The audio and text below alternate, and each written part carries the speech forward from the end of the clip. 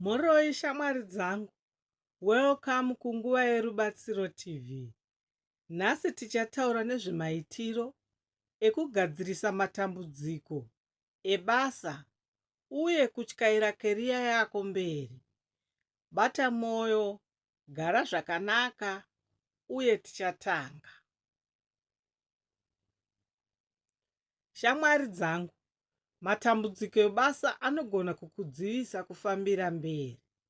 Nhasi tichadzidza nzira 5 dzinokubatsira kugadzirisa matambudziko uye kusimudza keriya yako.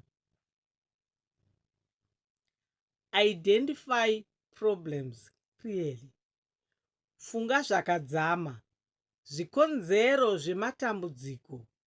Kuziva chikonzero kunobatsira kugadzira plan. Seek guidance. Tsvaga vanhu vane ruzivo kana mentors vanokupa advice. Guidance inokupinza munzira iri nyore. Skills improvement. Dzidza maskills matsva uye simbisa zvawakadzidza. Skills dzinokupa edge mukugadzirisa matambudziko. Stay positive and motivated. Gara une positive mind. Focus pasolution pane kuora moyo. Take action constantly. Shanda zvishoma nezvishoma uye constantly.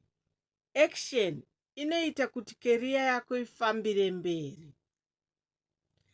Shamwari dzangu, idzi ndidzo nzira 5 dzinokubatsira kugadzira matambudziko ebasa uye kutyaira keriya yako mberi. Gara wakasimba uye hope dzichadzoka. Nguva yako yerubatsiro yasvika.